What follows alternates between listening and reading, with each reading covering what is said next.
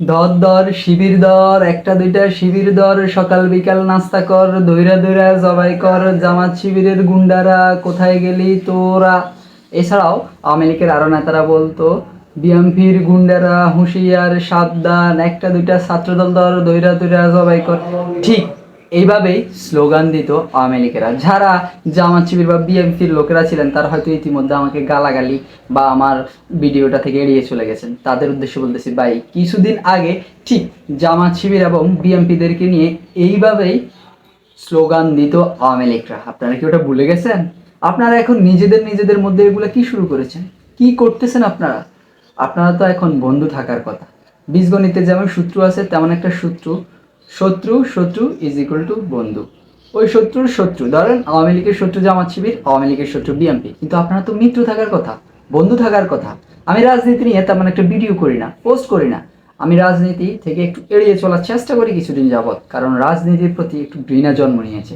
কারণ কিছু কিছু দলে আমি দেখতেছি সুবিধা পার্টি, আওয়ামী লীগ ক্ষমতা থাকতে তাদের সাথে লিয়াজু করে চলেছে, বিএনপি ক্ষমতা আসার সাথে সাথে তারা সাইনবোর্ড ধারণ করেছে। আবার আওয়ামী লীগ ক্ষমতা থাকার কারণে তারা লিয়াজু করে চলেছে। জামাত শিবির এখন ক্ষমতায় আসবে বা আসতে চাচ্ছে, এখন জামাত শিবিরের সাথে তারা আবার মিশে গেছে। এইরকম রাজনীতি আসলে আমি পছন্দ করি না। রাজনীতি আসলে এমনটা না যে পদ বা যেই ধরনের দল আপনি করবেন তাকে মন প্রাণ দিয়ে করবেন। কোটি টাকার অফার দিলেও সেই দল থেকে আপনি কখনো বিচ্যুত হবেন না। আর একটা কথা ভাই, এই যে আমি প্রথমে স্লোগানগুলো দিয়েছিলাম, এই স্লোগানগুলো দিত আওয়ামী লীগ। এখন তার মানে কি, আওয়ামী লীগের শত্রু শত্রু তো আপনারা বন্ধু হওয়ার কথা, এখন আপনারা কি শুরু করেছেন? জামাত শিবির মসজিদে তাদের সম্মেলন করতেছে, এটা নিয়ে বিএমপি মাতামাতি করতেছে, বিএমপি মসজিদে তাদের জন্য দোয়া মাহফিলের আয়োজন করতেছে, এটা নিয়ে জামাত শিবির মাতামাতি করতেছে। কেন ভাই? আপনারা কি নিজেরা নিজেদের মধ্যে ঝগড়া জাটি শত্রুতা করতে চান? কেন ভাই, কেন? এত কষ্ট করে দেশটা স্বাধীন হয়েছে, অন্ততপক্ষে রাজনীতি নিয়ে বাংলাদেশে আর কোনো যুদ্ধ, আর কোনো সহিংসতা, আর কোনো মায়ের বুক খালি হতে দিয়েন না আপনারা। আপনাদের কাছে করজোরে মিনতি করছি, হাত জোর করে বলতেছি ভাই, এগুলা থেকে বিরত থাকুন। এই যে দেখলাম আমি কালকে রাত্রে থেকে আমাদের এলাকার জামাত শিবির ভাইরা, আমাদের এলাকার বিএনপি ভাইরা একজন একজনের পিছু লেগে গিয়েছেন ইতিমধ্যে। ভাই কামড়াকামড়ি শুরু করে দিয়েছেন, ক্ষমতার দাপট দেখানো শুরু করে দিয়েছেন। ক্ষমতা তো এখন অনেক দূরে, অনেক দূরের পথ বাকি। আওয়ামী লীগ দেশ ছেড়ে চলে গিয়েছে, তার মানে এই না যে আপনারা ক্ষমতায় বসে গিয়েছেন। কেউ কেউ পোস্ট করতেছে নৌকা ডুবেছি, ধার মানে এই না দান রোপণ করবো। তাই দানহালা ভাইদেরকে বলতেছি আপনারা একটু সাবধান হন। জামাত শিবির ভাইদের বলতেছি আপনারা একটু সাবধান হন ভাই, বন্ধুত্বপূর্ণ সৌহার্দ্যপূর্ণ আচরণ করুন। আপনারা আমরা ভাই ভাই, রাজনীতি দিন শেষে কিছুই না। দেখছেন একটা দল 17 বছর ক্ষমতার থেকেও তাকে কিভাবে ফালাইতে হয়েছে।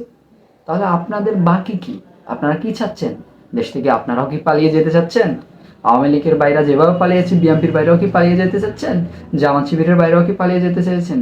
জামাতের বাইদের উদ্দেশ্যে একটা কথা বলি, তারা আসলে 5 ওয়াক্ত, বেশিরভাগ জামাতের কর্মীরা 5 ওয়াক্ত নামাজ পড়ে, তাই তারা মসজিদে সম্মেলন করতেই পারে।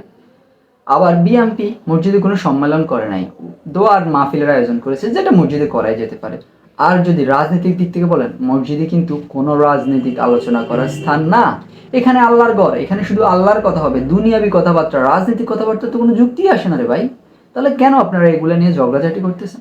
আমার যত ভাই বন্ধু ফ্রেন্ড সার্কেল রয়েছেন আপনাদের কাছে করজোরে মিনতি করতেছি ভাই, নিজেদের মধ্যে কামড়াকামড়ি করবেন না, না হলে আপনাদেরও ধ্বংস খুবই সুনিশ্চিত। বিদায় নিচ্ছি আজকের মতো, ভালো থাকবেন সবাই, খোদা হাফেজ, সালামু আলাইকুম রহমতুল্লাহ বারাকাত।